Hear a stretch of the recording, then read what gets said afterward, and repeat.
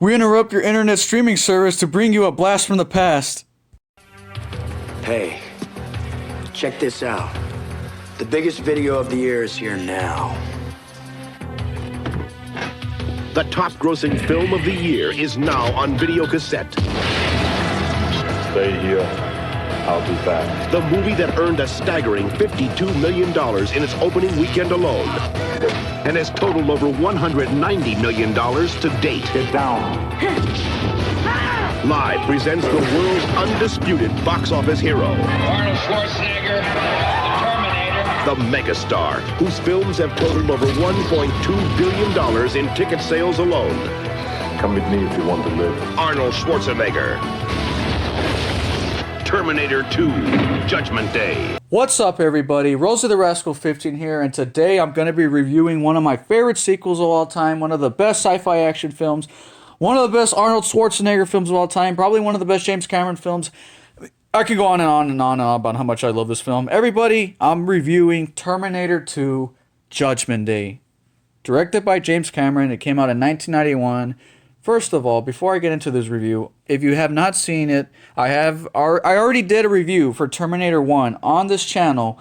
I will put a link down in the description and in the comment section below. So if you want to see my review for Terminator 1, I already gave my thoughts on it, and I love the film. Terminator 1's a great film, so if you want to hear more my in-depth thoughts and comments on it, go ahead and check it out. It's in the description down below. The link will be there, also in the comment section, so check that out. All right, so we're going to go ahead and talk about Terminator 2.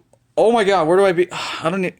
I've been standing here for like the past 20 minutes trying to figure out how the hell I should go about talking about this film. First of all, if you haven't bought this movie yet, or you haven't owned this film yet, what are you doing? Go out and get this film. This should be in your collection. If you're an action fan, or a sci-fi fan, or just you like good movies in general, and this is not in your collection, I don't know you. I'm shocked. Or if you've never seen this film, whoo boy, I gotta tell you something. You need to go out, stop watching this review, put this shit on pause, go out and get this movie. Right now, I'm not kidding. If you haven't seen this film, I don't call people out, but if you haven't seen this film and you call yourself an action fan, no. We can't be friends. You have to see this film. They don't make films like this anymore. I know I sound like an old man saying that, but it's the truth.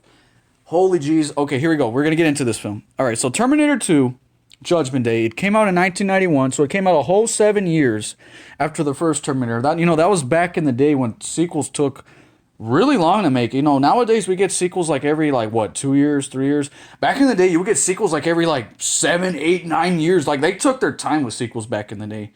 Sequels were anyways, we're not talking about how long sequels would come out back in the day. All right, let's get back on the main topic. So Terminator 2, where do I begin with this one? First of all, let's just talk about the budget. Terminator 2 was made with $120 million, which is insane because the first film was made with $6 million.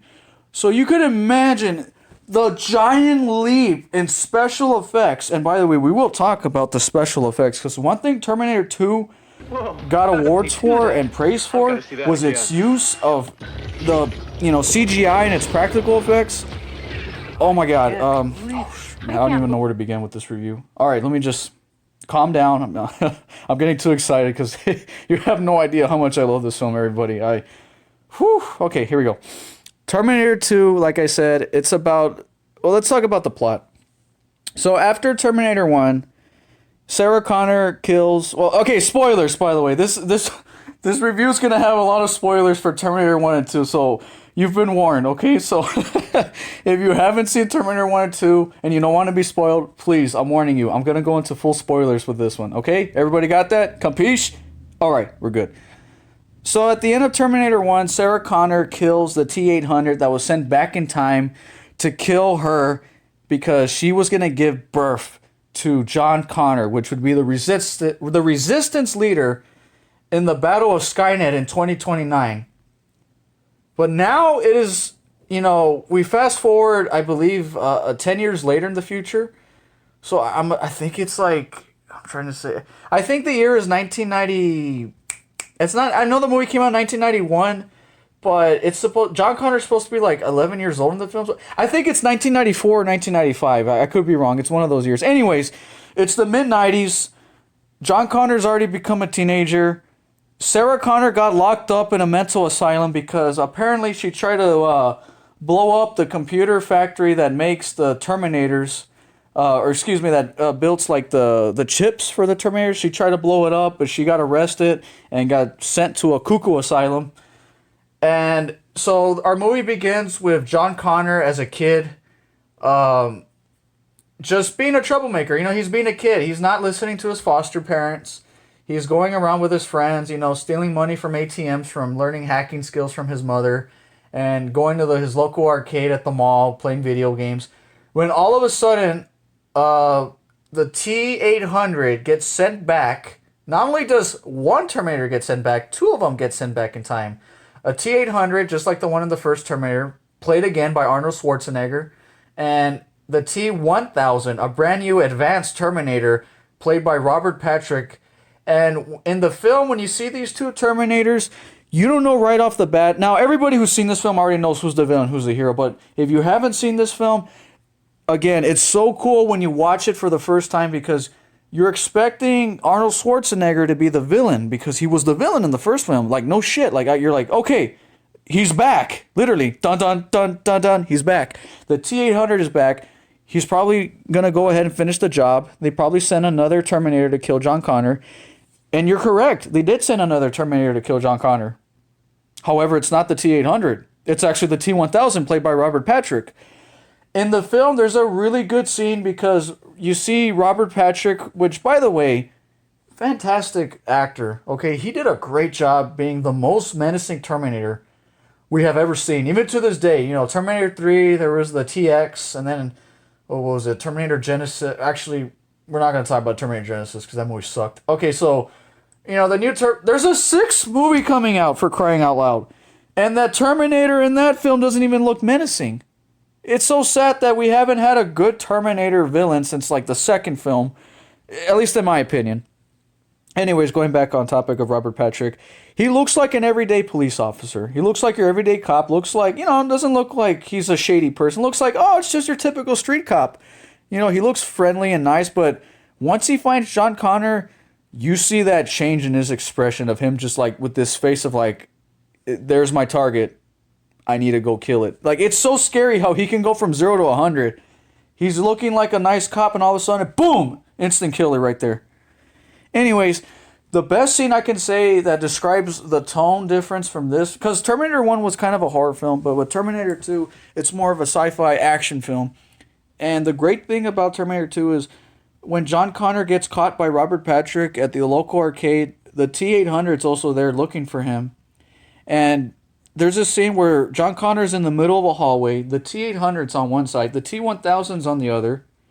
They both point each other's guns. And at this point, as the audience, you're thinking, oh shit, they're probably both here to kill John Connor. But then you hear the T-800 say, get down, and he shoots the T-1000. It's at this point you realize the villain from the first film is actually our hero for the second film.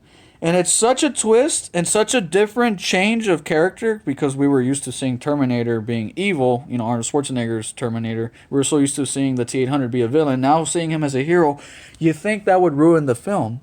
But it doesn't. It actually improves the film because John Connor, throughout the film, built a bond with the T-800, and he's almost like a father to him.